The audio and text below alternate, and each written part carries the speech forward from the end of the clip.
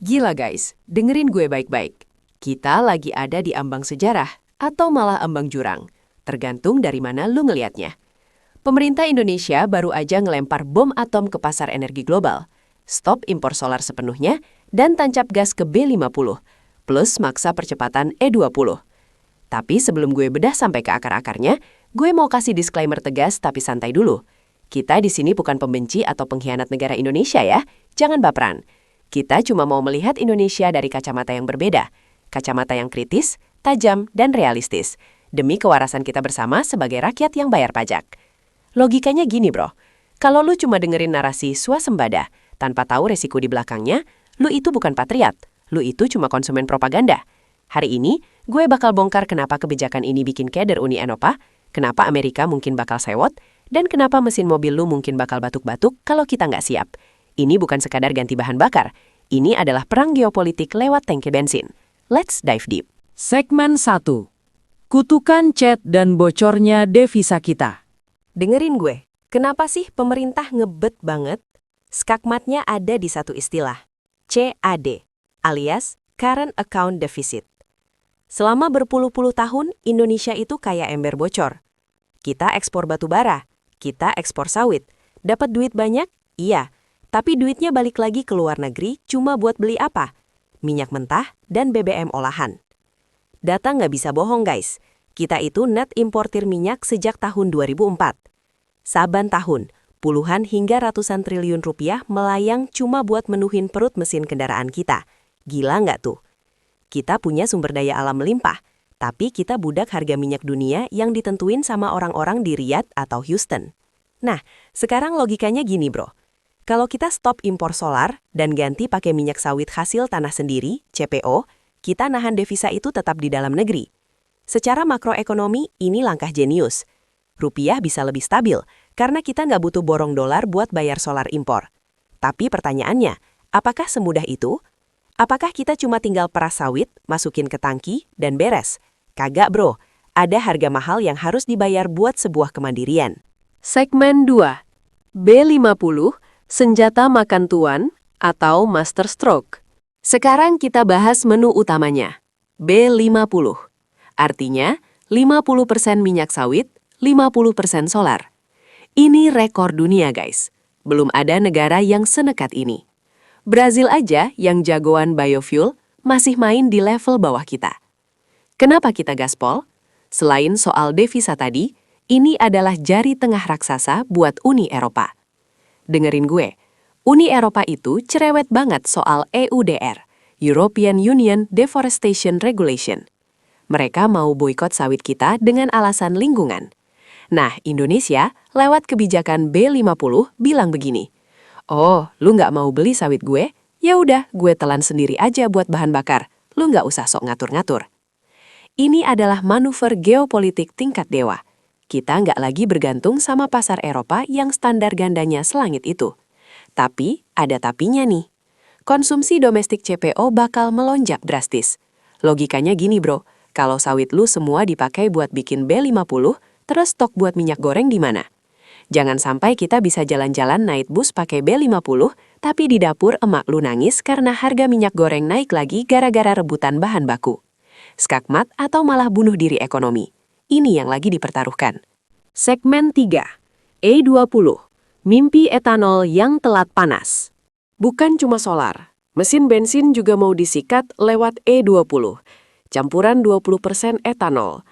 Masalahnya, dengerin gue, industri etanol kita itu masih cupu dibanding sawit. Kita ini net importir gula guys. Logikanya gimana bro? Mau bikin etanol dari tebu, tapi tebunya aja kita masih impor buat makan. Pemerintah emang lagi nyiapin jutaan hektar lahan di Papua buat tebu, tapi itu proyek jangka panjang. Pertanyaannya, sekarang kita mau dapat etanol dari mana? Kalau ujung-ujungnya impor etanol buat nyampur bensin supaya kelihatan hijau, ya itu mah sama aja bohong. Itu namanya pindah lubang doang. Keluar dari lubang minyak, masuk ke lubang bioenergi. Tapi tetap aja duitnya ke luar negeri. Belum lagi masalah teknis. Etanol itu sifatnya korosif dan menyerap air. Mesin-mesin kendaraan tua di Indonesia banyak yang nggak siap. Kalau dipaksa, lu bakal sering mampir ke bengkel, karena tangki bensin lu karatan atau selang-selangnya getas. Ini tantangan besar yang jarang diomongin secara jujur ke publik. Kita mau mandiri, tapi infrastruktur teknisnya udah siap belum? Jangan sampai rakyat yang jadi kelinci percobaan di jalan raya. Segmen 4. Logistik dan ketahanan mesin. Gila guys, lu tahu nggak tantangan terbesar B50 itu apa? Sifat higroskopis dan deterjennya minyak sawit. Sawit itu pembersih alami. Begitu B50 masuk ke tangki truk-truk tua yang udah bertahun-tahun pakai solar murni, semua kotoran di tangki bakal rontok dan menyumbat filter. Akibatnya, mogok di tengah jalan. Bagi sopir truk logistik, waktu adalah uang. Kalau setiap 2 minggu harus ganti filter solar yang harganya nggak murah, biaya operasional bakal bengkak. Logikanya gini bro, kalau ongkos kirim barang naik karena biaya perawatan truk naik, harga cabai dan beras di pasar juga bakal naik. Ini efek domino yang ngeri banget kalau nggak dimitigasi dengan subsidi filter atau penyesuaian teknologi mesin. Selain itu, viskositas atau kekentalan B50 itu beda sama solar murni. Di daerah dingin kayak pegunungan, biosolar ini bisa mengental atau ngegel. Bayangin, truk logistik macet di tanjakan gara-gara solarnya jadi agar-agar. Ini bukan nakut-nakutin, ini fakta teknis yang harus dicari solusinya sekarang juga kalau nggak mau distribusi logistik nasional lumpuh. Segmen 5. Perang harga dan subsidi yang membengkak. Nah, ini bagian yang paling sensitif. Duit. Lu pikir bikin biodiesel itu murah? Kagak bro.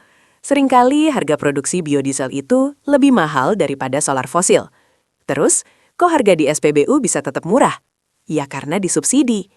Dengerin gue, subsidinya diambil dari dana BPDPKS, yaitu pungutan ekspor sawit. Jadi, pengusaha sawit bayar pungutan, duitnya dikumpulin, terus dipakai buat nutup selisih harga biodiesel supaya rakyat bisa beli murah. Masalahnya, kalau harga CPO dunia lagi tinggi-tingginya dan harga minyak mentah lagi jatuh, selisihnya bahkan makin lebar. Duit BPDPKS bisa ludes cuma buat subsidi biodiesel. Padahal, duit itu harusnya juga buat bantu petani sawit rakyat replanting lahan mereka yang udah tua. Skakmatnya di sini. Kita mau dukung korporasi sawit besar lewat subsidi biodiesel, atau kita mau beneran sejahterain petani mandiri? Ini dilema moral dan ekonomi yang bikin pusing 7 keliling. Jangan sampai kebijakan hijau ini cuma jadi ajang transfer kekayaan dari kas negara ke kantong segelintir konglomerat sawit. Segmen 6. Respon dunia. Indonesia versus the world.